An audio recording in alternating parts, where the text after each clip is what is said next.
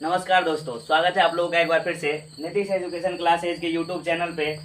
तो क्लास 10वीं के मैथमेटिक्स की शुरुआत करेंगे हम, और उदाहरण एक यानी कि रियल नंबर की शुरुआत करेंगे। और पार्ट बाय पार्ट आपको पूरी मैथमेटिक्स हम खत्म कराएंगे इसी चैनल पे, तो जुड़े रहेंगे। और आज हम एक्सरसाइज 1 रियल नंबर के एक्सरसाइज 1 को शुरू कर रहे हैं, जिसमें सवाल कर रहा है कि 4052 और 12576 के HCF यूक्लिड विभाजन एल्गोरिथम का प्रयोग करके ज्ञात करना है। यूक्लिड विभाजन एल्गोरिथम होता क्या है दोस्तों, सबसे पहले लिखेंगे चूंकि यूक्लिड विभाजन एल्गोरिथम से, यूक्लिड विभाजन एल्गोरिथम से यूक्लिड विभाजन एल्गोरिथम होता है a बराबर बी क्यू प्लस आर। इसमें कंडीशन होता है 0 से बड़ा या बराबर आर, लेकिन छोटा होता है किससे, b से। तो ये कंडीशन होता है। तो हमको निकालना है दोस्तों 4052 का और 12576 का HCF यूक्लिड विभाजन प्रमेयिका से। तो इसमें जो बड़ा डिजिट होता है उसको हम लोग a कंसीडर कर लेंगे। यहाँ पे लिख लेंगे कि दिया है a बराबर 12576 तथा b बराबर 4052।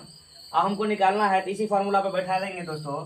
तो लिख देंगे कि a बराबर इतना दिया है, तो एक बार फॉर्मूला पे आते हैं तो हो जाएगा कितना, 12576 बराबर 4052। देखिए दोस्तों, तो अब 4052 से इसमें कितना बार में भाग देंगे कि लग जाएगा आसानी से। तो आप चाहेंगे साइड में गुना भी कर सकते हैं, अन्यथा आप अप्रोक्सीमेट में जाएंगे तो वहां भी जा सकते हैं। जैसे 4000 को अगर मान लीजिए 3 से गुना करेंगे तो 12000 होगा, और 52 को 3 से गुना करेंगे समथिंग यहाँ पहुंचेंगे। तो आप गुना कर दीजिए, 40 52 को गुना कर दीजिए 3 से, 3 गुना 6 3 5 15 85 लेके हुआ 3 चौका 12, 12156 लग रहा है। तो यहाँ पर हम लोग लगा देंगे इसको 3 से।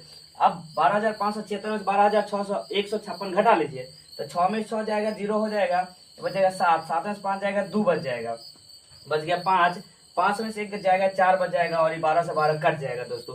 तो प्रथम चरण हमारा कंप्लीट होता है। दूसरे चरण में क्या करेंगे, जो यहाँ पर रहता है दोस्तों, यानी कि जो b का मान होता है वो a का मान हो जाता है, और फिर जो यहाँ पे जो r का मान होता है वो फिर a का मान हो जाता है। 4052 को हम लोग उठा कर लाएंगे यहाँ पर, और इसको करेंगे 420 से फिर से गुना। तो लगभग देखिए दोस्तों 10 बार में अगर लगाते हैं तो 4000 होता है, लेकिन 20 दहाई का 200 होता है, अप्रोक्सीमेट लगभग लेके चलेंगे तो 42 हो रहा है। यानी कि 10 बार में नहीं लगाएंगे, 9 बार में लगाएंगे। तो 420 को गुना करेंगे दोस्तों, 420 को गुना कर देंगे 9 से, तो 0 9 दूना 18 का 88 लेंगे, 9 चौक 36 37 37 80 हो रहा है। तो इसको 9 से गुना करेंगे तो 37 80 हो रहा है। अब 4052 में से 980 घटा लीजिए, तो 2 से अगर 0 जाएगा तो 2 ही हो जाएगा, 15 से 8 जाएगा तो हो जाएगा कितना, 15, तो यानी कि 7 हो जाएगा, और बच गया 9, 9 से 7 जाएगा 2 हो जाएगा, और 3 से 3 कैंसिल हो जाएगा, तो बच गया 272। फिर ये जो 420 है वो यहाँ आ जाएगा दोस्तों। अगले चरण हमारा क्या हो जाएगा, 420 बराबर 272 गुना। अब देखिए लगभग 2 बार में अगर लगाते हैं 472 गुना 144, 500 समथिंग का अप्रोक्सीमेट आता है, जो कि ज्यादा हो जाएगा। तो हम लोग 1 बार में लगाएंगे, और 1 बार लगाने के बाद इसमें से घटाएंगे तो 2 में से 0 में से फिर 2 जाएगा, कितना बच जाएगा दोस्तों, 8 बच जाएगा, ये बच गया 1, यानी कि 11, 11 में 7 जाएगा 4 बच जाएगा, और ये बच गया कितना, 3, 3 में से 2 जाएगा तो 148 आ रहा है। फिर इस 272 को यहाँ लाएंगे दोस्तों, 272 बराबर 148। अब इसे फिर से 1 बार में लग रहा है, 2 बार में तो ज्यादा ही हो जाएगा, तो 1 बार में लगाएंगे दोस्तों, तो 1 बार में इसे लगाएंगे, फिर से घटाइए, तो 12 में से 8 जाएगा तो 4 बच जाएगा, फिर ये हो गया 6, 6 में से 4 जाएगा तो हो जाएगा 2, और बचा 1, 1 में से 1 सॉरी 2, 2 में से 1 जाएगा तो 124। फिर ये 148 यहाँ आ जाएगा, 148 बराबर 124। लगभग 1 बार में लगेगा, 1 बार में लगाएंगे इसको तो प्लस, अब 148 में से 124 घटेगा तो बच जाएगा कितना दोस्तों, 24। फिर से ये 124 यहाँ आ जाएगा, 124 और 24 यहाँ आ जाएगा 24। लगभग देखिए तो 5 बार में लग रहा है। ये 20 5 100 4 5 20 120 आ रहा है, तो इसको 5 बार में लगाएंगे तो 120 आ रहा है। 120 घटाएंगे तो इसमें से बच जाएगा 4, कितना बच जाएगा दोस्तों, 4। अब लास्ट चरण लगभग हमारा होगा 24 यहाँ आ जाएगा, 24 को लगाएंगे दोस्तों, 24 को 4 से लगाना है तो 6 बार में लगाएंगे, और शेषफल हमारा हो जाएगा 0।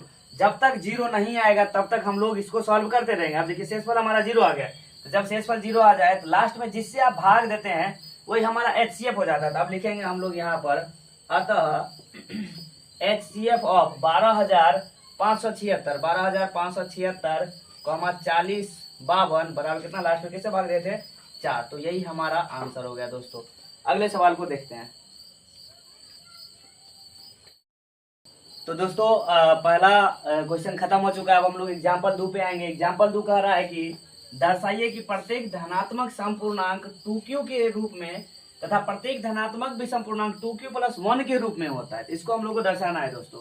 तो सबसे पहले मान लेंगे कि माना कि कोई धनात्मक पूर्णांक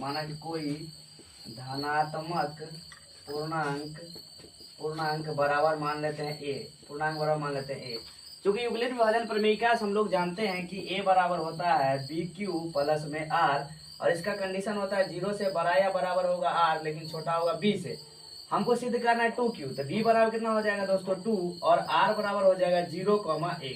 ठीक है दोस्तों। तो यहाँ हम कर लेंगे जब कर लेंगे r बराबर 0, तो जब r बराबर 0 होगा तो इसका वैल्यू इस वाले एल्गोरिथम में रख के देखेंगे तो a बराबर क्या हो जाएगा bq प्लस में r है। तो मान लीजिए b के जगह पे 2 रखेंगे तो a बराबर कितना हो जाएगा 2q, और प्लस r के जगह पे क्या रखेंगे 0, तो हमको रिजल्ट प्राप्त होगा a बराबर में 2q।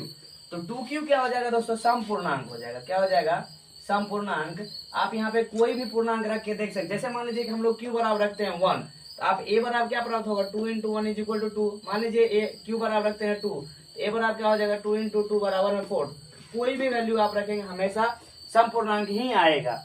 अब देखिए अगला क्या करेंगे, जब r बराबर लेते हैं 1, r बराबर लेंगे 1, a बराबर कितना हो जाएगा 2q प्लस में 1, ये क्या हो जाएगा विषम पूर्णांक। क्या हो जाएगा दोस्तों विषम पूर्णांक। देखिए इसमें भी आप वैल्यू पुट करके रख सकते हैं। इसी में देख लीजिए ना, +1 करना है, यहाँ पे क्या करते हैं +1 करेंगे 3 हो जाएगा, इसमें +1 करेंगे तो 5 हो जाएगा। कोई भी वैल्यू आप रखेंगे हमेशा आपको कोई ना कोई विषम पूर्णांक ही मिलेगा। इस तरह से ये सवाल भी खत्म होता है। अगले सवाल पे आएंगे दोस्तों, अब एग्जाम्पल नंबर 3 पे। तो आ जाइए दोस्तों, अब एग्जाम्पल 3 को स्टार्ट करेंगे। एग्जाम्पल 3 और एग्जाम्पल 2 लगभग सेम है, लेकिन थोड़ा सा अलग है। करें कि दर्शाइए कि धनात्मक विषम पूर्णांक 4q + 1 या 4q + 3 के रूप का होता है, जहाँ q एक पूर्णांक है दोस्तों। तो वही करेंगे, यूक्लिड विभाजन प्रमेय का पहले लिखेंगे। चूंकि a बराबर में bq प्लस में r, 0 से बड़ा या बराबर r होगा लेकिन छोटा होगा किससे b से। यहाँ a बराबर तो प्राप्त हो गया, b बराबर क्या लेंगे दोस्तों, b बराबर लेंगे यहाँ पे 4। कितना लेंगे 4, और r बराबर कितना हो जाएगा 0 1 2 3।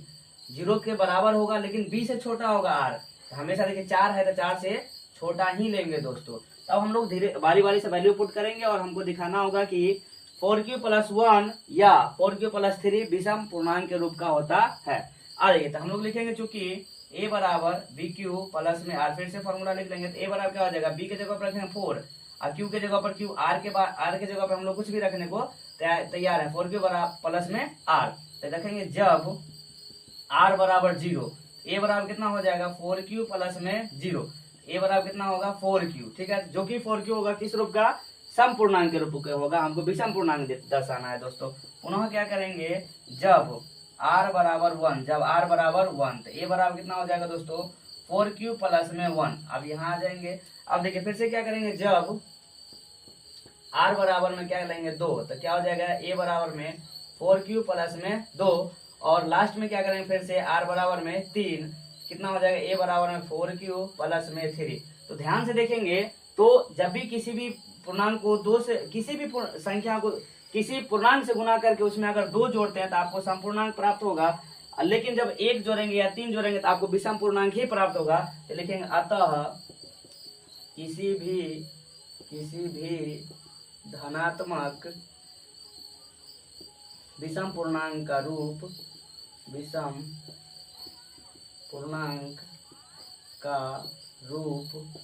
4q + 1 या 4q + 3 के रूप का होता है। तो ये सवाल भी कंप्लीट होता है दोस्तों। चलते हैं अगले सवाल की ओर। चलिए दोस्तों, तो आज के वीडियो का लास्ट क्वेश्चन यानी कि एक्सरसाइज 1.1 से पहले ये लास्ट क्वेश्चन है, और अगली वीडियो में हम लोग एक्सरसाइज 1.1 को स्टार्ट करेंगे।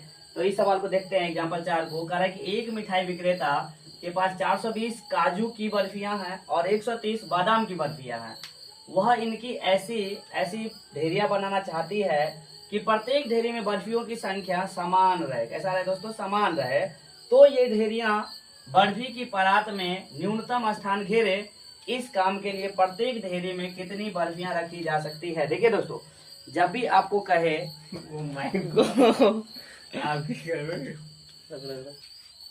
चलिए दोस्तों, तो 4 नंबर क्वेश्चन को हम समाप्त कर ही देते हैं। तो कह रहे हैं कि न्यूनतम संख्या ज्ञात करना। जब भी न्यूनतम की बात करें तो आपको HCF ज्ञात करना होगा। तो डाटा देख ले, 420 तो यहाँ पे दिया है 420 बर्फी है किसका, काजू का, और 130 बर्फी है बादाम का। सबसे पहले दोनों का अभाज्य गुणनखंड कर लेंगे दोस्तों। इसका अभाज्य गुणनखंड अगर करते हैं तो 2 से करेंगे 2 दूना 4, 2 एकम 2 0, फिर 2 एकम 2 0 और 5, फिर से करेंगे 3 से तो मान लीजिए 35 और 5 से करेंगे तो हो जाएगा 7। यानी कि 420 को हम लोग लिख पाएंगे दोस्तों। 420 बराबर लिखेंगे 2 के पावर 2, 3 के पावर 1 और 5 के पावर 1 गुना 7 के पावर 1। 130 का जब अभाज्य गुणनखंड निकालेंगे 2 हो जाएगा। 130 का आधा 65, फिर 5 से काटेंगे 13 हो जाएगा दोस्तों। तो अब ध्यान से देखेंगे तो 130 को हम लोग लिख पाएंगे 2 गुना 5 गुना में 13। HCF का मतलब होता है दोस्तों, जिस भी अभाज्य गुणनखंड में पावर जो भी कॉमन मिले उसका कॉमन के हम लोग मिनिमम पावर को लेंगे। तो कॉमन मिला हमको 2 का सबसे न्यूनतम घात 1 है यानी कि 2 का घात 1, और उसके बाद कॉमन मिला 5 तो 5 का मिनिमम घात 1 है यानी कि 5। इस प्रकार HCF हमारा 10 आ रहा है। तो लिखेंगे अतः परात के ढेरियों में बर्फियों की न्यूनतम संख्या कितनी हो जाएगी दोस्तों, 10। तो हमारा आंसर कितना हो जाएगा दोस्तों, 10। इसी क्वेश्चन के साथ आज के वीडियो को समाप्त करते हैं। अगर आप चैनल पर नए होंगे तो चैनल को लाइक शेयर एंड सब्सक्राइब जरूर करें। मिलते हैं कल नए वीडियो के साथ। धन्यवाद।